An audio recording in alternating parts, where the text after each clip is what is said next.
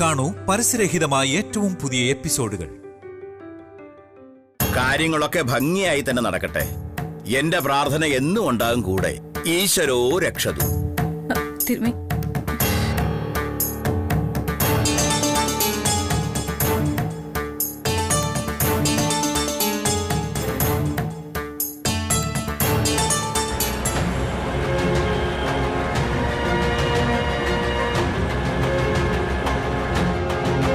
അയാള് പോകുന്നെങ്കിൽ പോട്ടെ ശാരദ, ഇതൊക്കെ വെറും കള്ളക്കൂട്ടങ്ങളാണെന്നേ. 500-ന്റെ ഒരു താള് പോക്കറ്റിലിട്ട് കൊടുത്താ ഇന്നലെ പറഞ്ഞത് ഇന്നിപ്പോ മാറ്റി പറയുന്ന വർഗം. ഞാൻ ആദ്യം കാണുന്നതാണോ ഇവറ്റകളെ? നിങ്ങളൊക്കെ എന്ത് പറഞ്ഞാലും ശരി, 100 രൂപ വാങ്ങി വെറും കൈ നോക്കി ജോത്സ്യം പറയുന്ന ഒരാളല്ല. ദൈവ പൂജയ്ക്കായി സ്വയം സമർപ്പിച്ചൊരു മനുഷ്യനാണ് ഇപ്പൊ ഇവിടുന്ന് ഇറങ്ങിപ്പോയത്. ഇതൊരു അശുഭ ലക്ഷണമായിട്ടേ എനിക്ക് തോന്നുന്നുള്ളൂ. ഈ ലക്ഷണശാസ്ത്രവും ശകുനം നോക്കലും ഒക്കെയാണ് ശാരദേ നിന്റെ ഒരു കുഴപ്പം. ഇതൊക്കെ കൊണ്ട് തന്നെയാ നിന്റെ കൂടെ എനിക്ക് ഒത്തുപോകാൻ കഴിയാതിരുന്നത്. പണ്ടേ മതി, ഇനി പഴയത് ചിക്കിപ്പെറക്കണമെന്നില്ല. വിവാഹ നിശ്ചയത്തിന്റെ കാര്യങ്ങൾ തീരുമാനിക്കണം. അതിനാര് മുഹൂർത്തം കുറിക്കും? അതാണിപ്പോ അവശേഷിക്കുന്ന ചോദ്യം. അതിനുത്തരം ആദ്യം പറയും. അതിനാര് നിശ്ചയം നടത്താൻ പോകുന്നു? അതുകൊള്ളാം. അപ്പൊ നിശ്ചയം വേണ്ടെന്നാണോ? നിശ്ചയം വേണ്ട, വേണ്ടത് കല്യാണം. നാളും തീയതിയൊക്കെ നോക്കി ഇതിനു മുമ്പ് ഇവിടെ ഒരു കല്യാണ നിശ്ചയം നടത്തിയില്ലേ? ദേ ഇവളുടെ. എന്നിട്ട് എന്തായി? വല്ലതും നടന്നോ? ഇല്ലല്ലോ. അതെ, അതുകൊണ്ട് നിശ്ചയവും കൊട്ടിഘോഷമൊന്നും ഇല്ലാതെ നമ്മൾ നേരെ അങ്ങ് കല്യാണത്തിലേക്ക് കടക്കുന്നു. അതാണ് ഞങ്ങളുടെ തീരുമാനം. ബാലചന്ദ്രന്റെ ഞങ്ങളുടെ അഭിപ്രായം പറഞ്ഞു. കല്യാണം എത്രയും പെട്ടെന്ന് നടത്തണോ വേണ്ടെന്ന് ഇനി ശാലിനി സ്വന്തം അഭിപ്രായം പറഞ്ഞാൽ മതി. കേൾക്കാൻ തയ്യാറാ ഞങ്ങള്.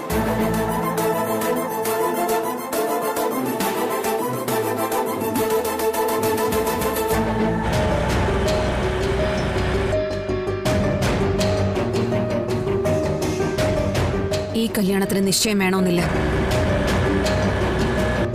കല്യാണം നടത്തിയാൽ മതി.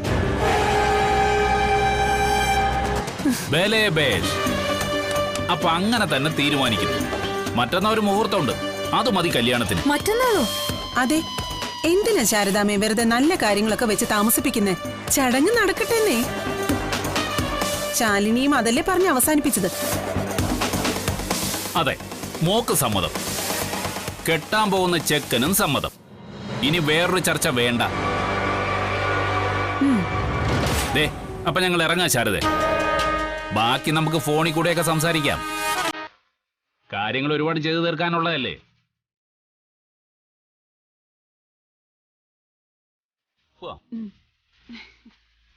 അല്ല,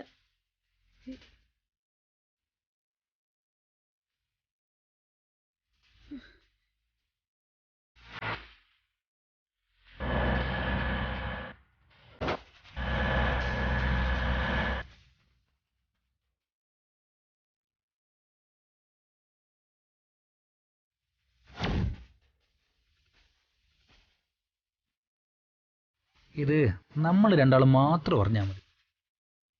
നമുക്കിടയിൽ മാത്രമുള്ളൊരു ഇടപാടാണ്. കാലം ഒരുപാടൊന്നും ആയില്ല. കുറച്ച് നാൾ മുമ്പ് നടന്നൊരു സംഭവം ഓർമ്മിച്ചാൽ മതി.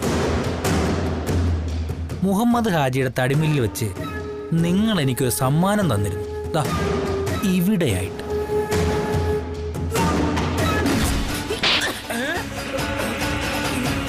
വഴിവക്കിൽ ലോട്ടറി ടിക്കറ്റ് വിൽക്കുന്ന അംഗവൈകല്യമുള്ളവർ പോലും അന്തസ്സായ ഒരു ജോലി ചെയ്യുന്നെന്ന് ഞാൻ പറയും.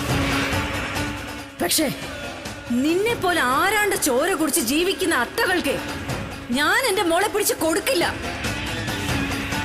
പിച്ചക്കാർക്കോ കുഷ്ഠരോഗികൾക്കോ ഞാൻ എന്റെ മോളെ പിടിച്ച് കൊടുത്താലും നിനക്ക് ശാരദയുടെ മക്കളെ ആരെയും കിട്ടില്ല എന്നർത്ഥം. അതെ, ഇതുവരെ അംഗവൈകല്യത്തിന്റെയോ കുഷ്ഠരോഗത്തിന്റെയോ ലക്ഷണങ്ങളൊന്നും ഇല്ല എനിക്ക്. എന്നിട്ടും നിങ്ങളുടെ മകളെ ഞാനിങ്ങ് എടുക്കുക ശാരദാമ്മേ. അതും 3-ൽ ഏറ്റവും മിടുക്കിയായ പെണ്ണിനെ തന്നെ. ഇനി അവളെ കൊല്ലണോ വളർത്തണോ എന്ന് ഞാൻ തീരുമാനിക്കുമെന്ന് അർത്ഥം. ഏതായാലും ഇന്ന് എനിക്ക് മനസ്സിൽ ഉത്സവം നടക്കുന്ന ദിവസമാണ്. നിങ്ങൾ കൈനീട്ടി അടിച്ച ഈ കവിളത്ത് നാളെ നിങ്ങളുടെ മകള് തന്നെ ചുംബിക്കും. അതിനൊരു പ്രതികാരത്തിന്റെ സുഖം കൂടി ഉണ്ടെനിക്ക്. അതൊന്നും ഓർമ്മിപ്പിക്കണമെന്ന് തോന്നി, അത്രേ ഉള്ളൂ. അപ്പോ പോയിട്ട് വരാം. പോട്ടെ ശാലിനി. അല്ലല്ല, പോയിട്ട് വരാമേ. കാണാം നമുക്ക്.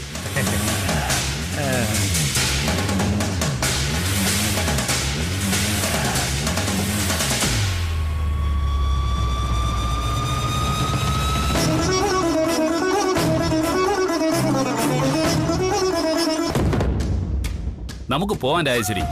ബാലചന്ദ്രൻ ബൈക്ക് എടുത്ത് വന്നോളും. നിക്ക് ഗോപാലേട്ട, എന്റെ പൊന്നാങ്ങളെ ഒന്ന് പുറത്തേക്ക് വരുമ്പോ ആ തിരുമുഖം ഞാനൊന്ന് കണ്ടോട്ടെ. നമ്മൾ അറിയാതെ അവനാ ശാരദയോടുള്ള ഇടപാട് അറിയണ്ടേ നമുക്ക്?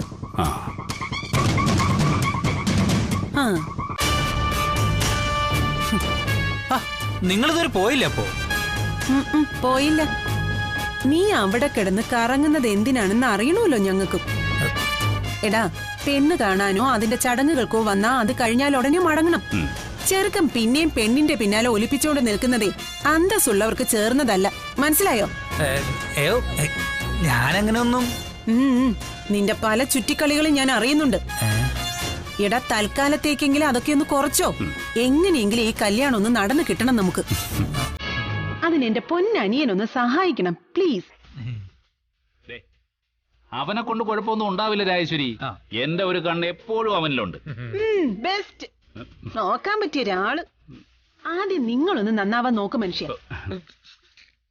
വാ, പോവാൻ നോക്കാം. ഇവിടെ നിന്ന് കറങ്ങാതെ വേഗം വീട് പറ്റാൻ നോക്ക്. പോയി. ആ, പോ.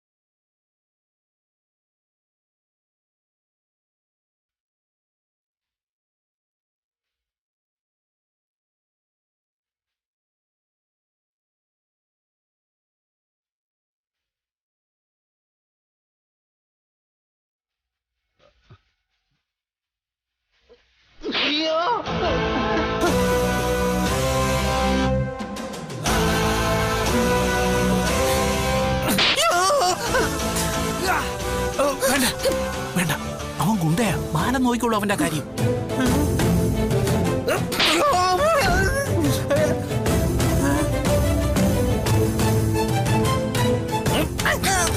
മതി, ഇതെന്തിനുള്ളെന്ന് പറഞ്ഞിട്ടല്ലേ? നിനക്കെന്താ എന്നോട് ഇത്ര ദേഷ്യം? അതേടാ, ഇതും കൂടി തന്നിട്ട് പറയടാ. നീയല്ലേ ഇവിടുത്തെ ശാലിനിയുടെ കല്യാണം മുടക്കിയത്? അത് ഞാൻ തന്നെയാ. ഞാൻ പറയാം.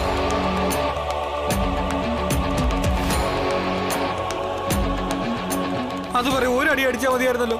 ഇതിപ്പോ അടിച്ചെന്നെ ചെവിക്കല്ല് പൊട്ടിയെന്നാ തോന്നുന്നത്. തോന്നണ്ടടാ, അടിച്ചങ്ങ് പൊട്ടിച്ച് കളയാം. എന്താ ഇവിടെ?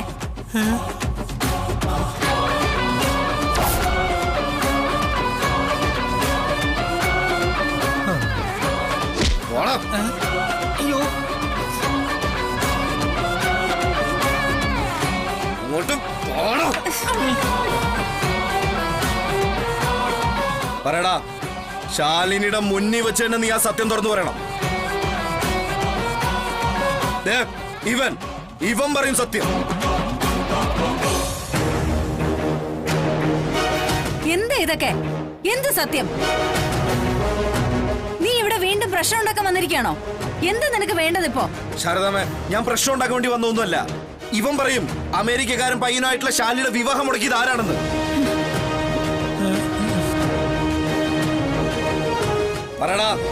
പറയടാ സത്യം. ഇല്ലെങ്കിൽ ഇനി എന്റെ വാങ്ങിച്ചു കൂട്ടത്. ഞാൻ പറയാം. ആരടാ ശാലിനിയുടെ കല്യാണം മുടക്കിയത്? അത്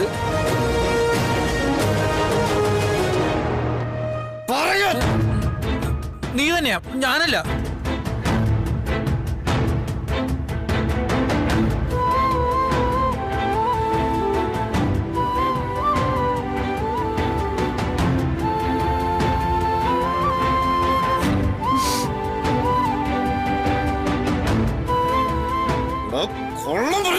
തൊട്ടു പോരുതാ മനുഷ്യനെ. നോക്ക്, മുമ്പും പല കോപ്രായങ്ങളും കാണിച്ചിട്ടുണ്ട് ഇയാളെ മുറ്റത്ത് വെച്ചും അല്ലാതെ. ഇനിയും അതൊക്കെ ആവർത്തിക്കാനാണ് ഭാവമെങ്കിൽ എന്റെ കൈ ആവും ഇയാളുടെ ചെകിടത്തിരിക്ക.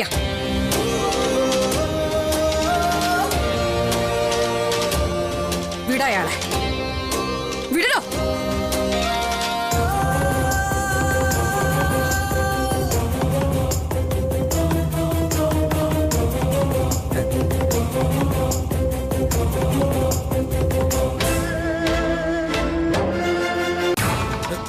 ശാലിനി വന്നത് നന്നായി. ശാലിനിയുടെ കല്യാണം മുടക്കിയത് ഞാനാണെന്നുള്ള കുറ്റം വെപ്പിക്കാൻ തല്ലിക്കൊണ്ടിരിക്കുകയായിരുന്നു ഇയാൾ എന്നെ. ചെയ്യാത്ത കുറ്റം ഞാൻ എങ്ങനെയാ ശാലിനി ഏറ്റെടുക്കുക? അതെ, ശാലിനി വരാനായിട്ട് വെയിറ്റ് ചെയ്തതാ ഗോപാലേട്ടനും സത്യം അറിയിക്കാനായിട്ടേ. അല്ലെങ്കിൽ സ്വന്തം അളിയനെ അടിച്ചിട്ടും ഗോപാലേട്ടൻ മിണ്ടാതിരിക്കോ? ശാലിനി, ഈ പറഞ്ഞതൊക്കെ പച്ചക്കള്ളുവാ. ഇവനാ ശാലിനിയുടെ കല്യാണം മുടക്കിയത്. വിശ്വാസം വരുന്നില്ലെങ്കിൽ ആ അമേരിക്കക്കാരൻ ചെക്കനെ വിളിച്ച് ചോദിച്ചാ മതി. മിണ്ടരുത് താൻ, മിണ്ടിപ്പോരുത്.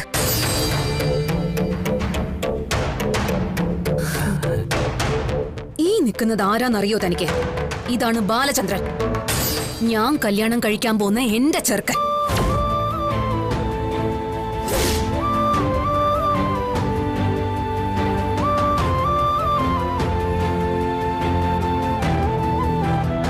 ശാലിനി കല്യാണം കഴിക്കാൻ പോകുന്ന ചെറുക്കനോ? അതെ, അത് മനസ്സിലാക്കി തന്നെയാ ഇയാളുടെ ഈ വേഷം കെട്ടിയുള്ള വരവെന്ന് എനിക്കറിയാം. എന്റെ ആദ്യത്തെ കല്യാണം മുടക്കിയത് ബാലചന്ദ്രനാണെന്ന് പറഞ്ഞ എന്റെ ഈ കല്യാണം കൂടി അങ്ങ് മുടങ്ങുമല്ലോ, അല്ലേ? ഒരു ഞാനും ഇല്ല, ഒരു ഞാനും.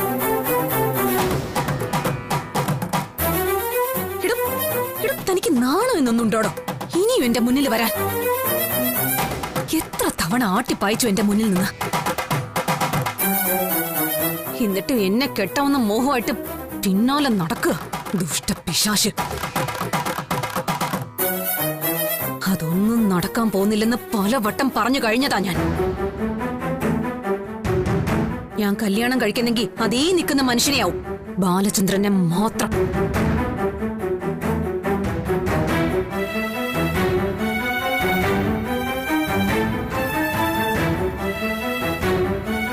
കുറെ നാളായി നിങ്ങൾ എന്റെ കല്യാണം മുടക്കിയെങ്കിലും നാട് നീളെ അപഖ്യാതി പറഞ്ഞു നടന്നെങ്കിലും എല്ലാം മനസ്സിലാക്കി എന്നെ സ്വീകരിക്കാൻ തയ്യാറാകുന്നത് ഈ ഒരു മനുഷ്യനാ. ഇയാളാണ് ഇനി എന്റെ ഭർത്താവ്.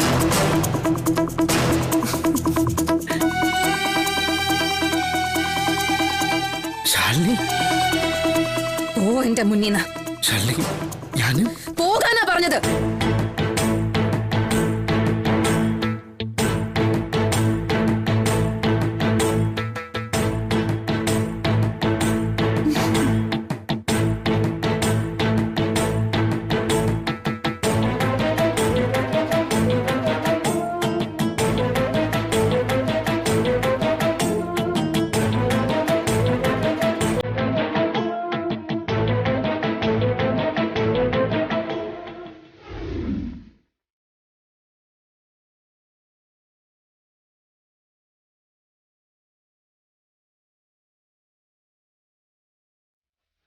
ആശാനെ ആശാനെ ഇടടാ.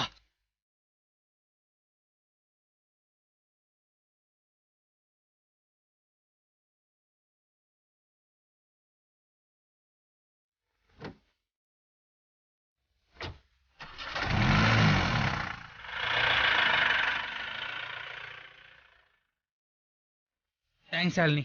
അവൻ കള്ളനാണെന്ന് ശാലിനിക്ക് ഏതായാലും മനസ്സിലായല്ലോ. അത്രയും മതി എനിക്ക്.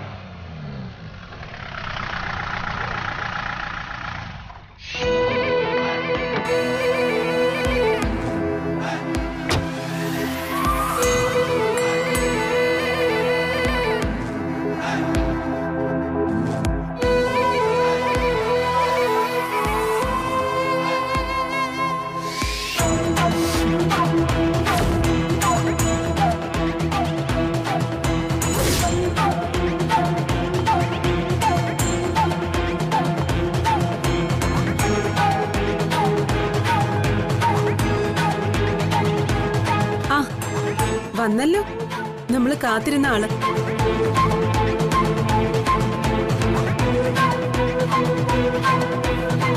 നേരാണോ വിഷ്ണു ഞാൻ ഈ കേട്ടതൊക്കെ? അതെന്ത് ചോദ്യാ സാറേ, നേരാണോന്ന്?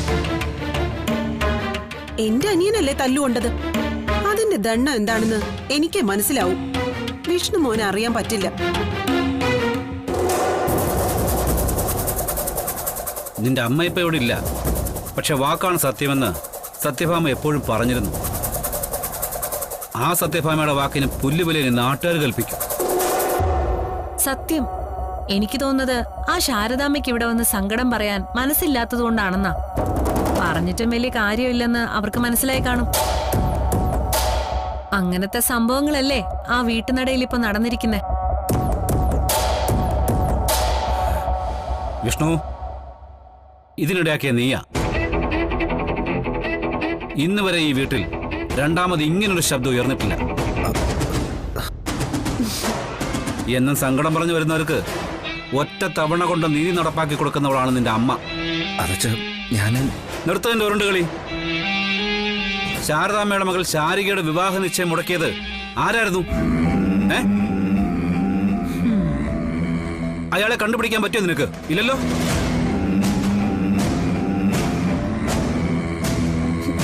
ദേ നോക്ക്, എനിക്കുള്ളതാ ഒരു പെൺകുട്ടി. സ്വന്തം മകളെ പറ്റി അവളുടെ അച്ഛനമ്മമാരുടെ ഏറ്റവും വലിയ സ്വപ്നമാ അവളുടെ വിവാഹം. അതാ ആ ദുഷ്ടൻ തല്ലിത്തകർത്ത് കളഞ്ഞത്.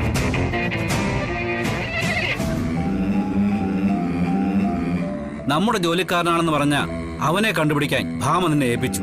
പക്ഷേ ഇതുവരെ ഒന്നും നടന്നില്ല.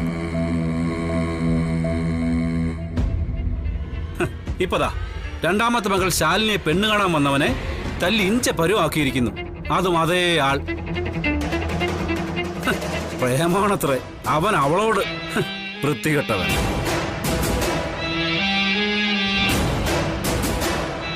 അവൾക്കാണെങ്കിൽ അവനോട് പുച്ഛവും.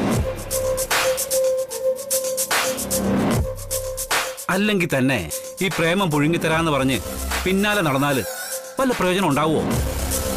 എടാ, ഈ പെണ്ണിനും കൂടെ തിരിച്ചു തോന്നണ്ടേ ഈ പ്രേമം എന്ന് പറയുന്ന സാധനം?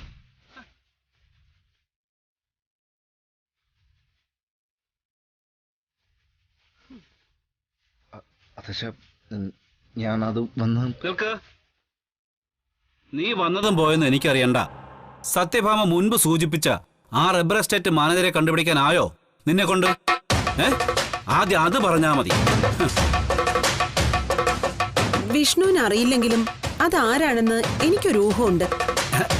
എന്നാ പിന്നെ അതാരാണെന്ന് പറയണം രാജേശ്വരി.